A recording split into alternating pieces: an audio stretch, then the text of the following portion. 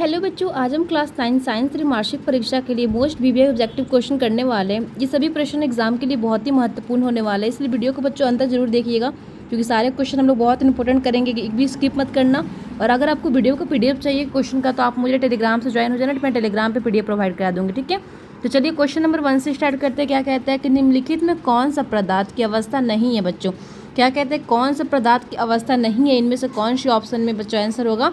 तो हमारा प्रकाश होता है जो बच्चों एक पदार्थ का अवस्था नहीं होता है। ठीक है, तो ऑप्शन नंबर हमारा डी हो जाएगा प्रकाश। आगे बढ़ते क्वेश्चन नंबर 2 देखते हैं। तरल पदार्थों की घनत्व मापने के लिए किस उपकरण का उपयोग किया जाता है। तो बच्चों उसको क्या कहते हैं, तो उसको कहते हैं हाइड्रोमीटर। ठीक है, चलिए आगे बढ़ते क्वेश्चन नंबर यहाँ पे 3 देखते हैं। क्या कहता है वेग में परिवर्तन की दर को क्या कहते हैं। तो बच्चों क्या कहा जाता है, तो त्वरण कहते हैं। ठीक है, ऑप्शन नंबर हमारा बी हो जाएगा। चलिए 4 नंबर क्वेश्चन पे आ जाते हैं कि शुष्क यानी कि ड्राई जो आइस होता है वो क्या है। तो बच्चों ड्राई जो आइस है वो ठोस कार्बन डाइऑक्साइड होता है। ठीक है, तो ऑप्शन नंबर हमारा ए करेक्ट हो जाएगा। चलिए जो भी बॉक्स में क्वेश्चन है ये बहुत ही ज़्यादा इंपॉर्टेंट है, इसको अच्छे से देखिएगा।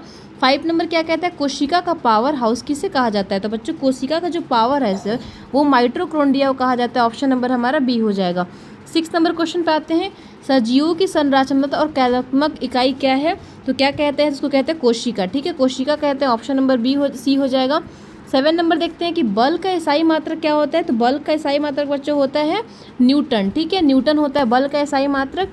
आगे बढ़ते क्वेश्चन नंबर देखते हैं 8 मजबूत और गैर लचीले संयोजित उत्तक कौन सा है। तो बच्चों कौन सा है, तो अस्थि यानी कि हड्डी है। ठीक है, हड्डी हो जाएगी, ऑप्शन नंबर सी कर लेना। चलिए 9 पे आते हैं। किसी भी तापमान पर जल की घनत्व अधिकतम कितनी होती है। तो बच्चों 4 डिग्री सेल्सियस पे होती है। ऑप्शन नंबर हमारा बी हो जाएगा 4 डिग्री सेल्सियस। ठीक है, चलिए 10 नंबर पे आते हैं जो कि बहुत इंपॉर्टेंट है। आत्मघाती थैली यानी कि सुसाइड बैग किसे कहा जाता है। तो बच्चों किसे कहा जाता है, ये बहुत इंपॉर्टेंट क्वेश्चन है, तो लाइसोसोम को कहते हैं। ठीक है, चलिए आगे बढ़ते क्वेश्चन नंबर यहाँ पे 11 देखते हैं बच्चों।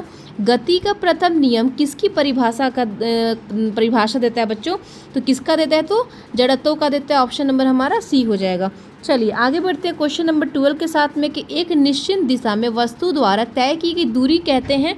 तो क्या कहा जाता है, तो विस्थापन कहते हैं बच्चों। ठीक है, चलिए क्वेश्चन नंबर 13 देखते हैं। क्या कहता है बच्चों कि द्रव अधातु का एक उदाहरण कौन सा है। तो इनमें हमारा ब्रोमीन हो जाएगा। ठीक है, एक द्रव अधातु का जो उदाहरण है बच्चों वो ब्रोमीन हो जाएगा। ऑप्शन नंबर बी करेक्ट कर लीजिएगा। 14 पे आते हैं कि निम्नलिखित में कौन सा एक सूत पदार्थ है। तो बच्चों इनमें से जल एक जो वाटर है वो सूत पदार्थ है। ऑप्शन नंबर हमारा क्या हो जाएगा, सी हो जाएगा, वाटर यानी कि जल। चलिए 15 पे आ जाते हैं। पौधों में लचीलापन प्रदान करने वाले स्थायी उत्तक को कहते हैं। तो बच्चों क्या कहा जाता है, तो ये कहते हैं कोलोनिया काइमा। ठीक है, चलिए क्वेश्चन नंबर 16 पे आते हैं बच्चों। क्या कहते हैं यहाँ पे कि गुरुत्वाकर्षण सिद्धांत यानी कि जी का मान किसने ज्ञात किया था। तो बच्चों उनका नाम क्या था, तो इनका नाम था कैनवेडिश। ठीक है, चलिए क्वेश्चन नंबर देखते हैं 17 नंबर 17 कि पीतल जिसको इंग्लिश में ब्रास कहते हैं किन धातुओं का मिश्रण है। तो बच्चों किन धातुओं का मिश्रण है, तो तांबा और जस्ता का उसमें मिश्रण होता है। ऑप्शन नंबर हमारा ए करेक्ट हो जाएगा। 80 नंबर पे बढ़ते हैं। कोशिका के अंदर प्रोटीन के संश्लेषण कहाँ होता है।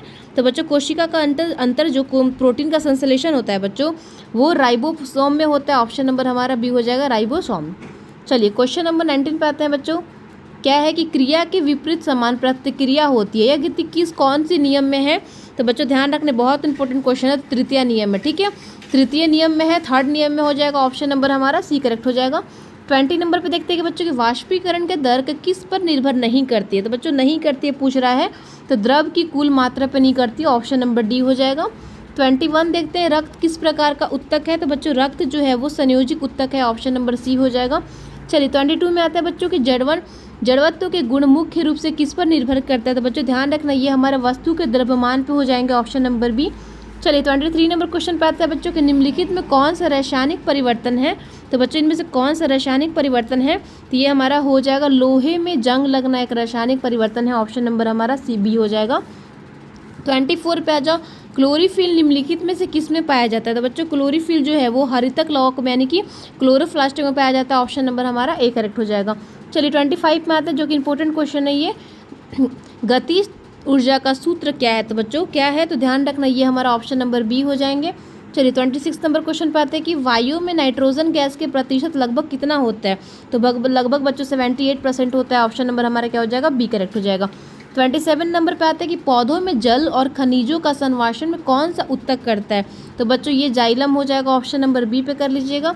28 पे आता है कि नारियल के छिलके में कौन सा उत्तक पाया जाता है। तो बच्चों नारियल के छिलके में स्क्लेरोनिकाइमा पाया जाता है, ऑप्शन नंबर हमारा सी हो जाएगा। चलिए 29 पे आते हैं, पृथ्वी के केंद्र पर किसी वस्तु पर भार कितना होता है। तो बच्चों कितना होता है, ये शून्य होता है, यानी कि 0 होता है, ऑप्शन नंबर कितना हो जाएगा, बी हो जाएगा। चलिए 30 नंबर क्वेश्चन पे आता है कि जो कि इंपॉर्टेंट क्वेश्चन है, नमक और अमोनियम में क्लोराइड का मिश्रण को किस विधि द्वारा अलग किया जाता है। तो बच्चों किस विधि के द्वारा, तो इसको कहते हैं उष्णपातन, ठीक है।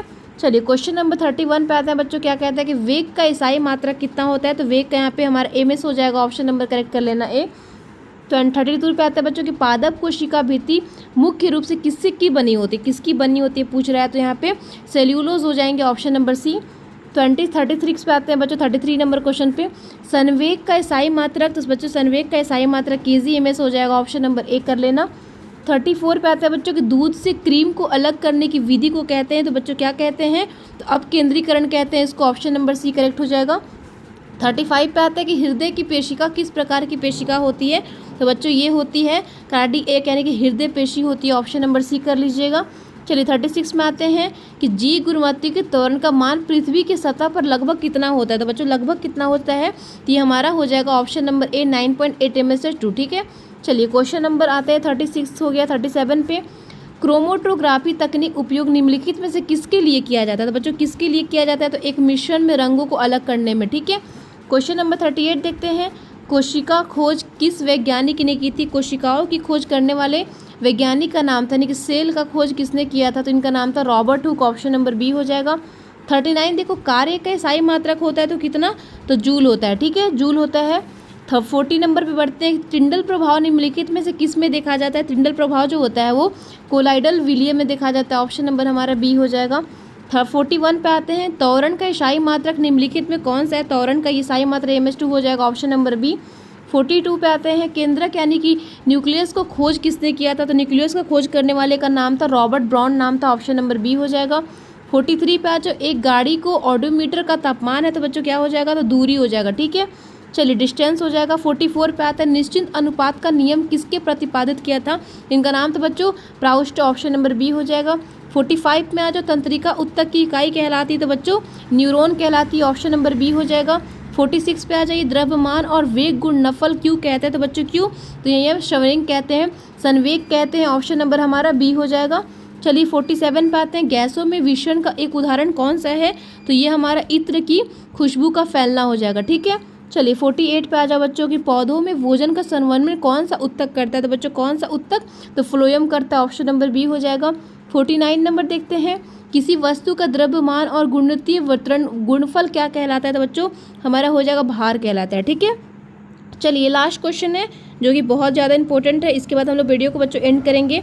तो लास्ट क्वेश्चन देखते हैं क्या कहता है बच्चों की, परमाणु सिद्धांत का प्रतिपादन सर्वप्रथम किसने किया था। तो इनका नाम था जॉन डाल्टन नाम था इनका, ऑप्शन नंबर हमारा क्या हो जाएगा, एक करेक्ट हो जाएगा। तो बच्चों उम्मीद है कि आपको सभी प्रश्न अच्छे से समझ आ गए होंगे। अगर वीडियो पसंद आई होगी तो बच्चों लाइक शेयर कर दीजिएगा और चैनल को सब्सक्राइब कर दीजिएगा। तो मिलते हैं बच्चों अगले वीडियो के साथ में। अगर आपको सारे इंपॉर्टेंट क्वेश्चन का PDF चाहिए तो आप लोग मेरे टेलीग्राम से ज्वाइन हो जाना, और टेलीग्राम का आपको ये लिंक मिल जाएगा मेरे डिस्क्रिप्शन बॉक्स में।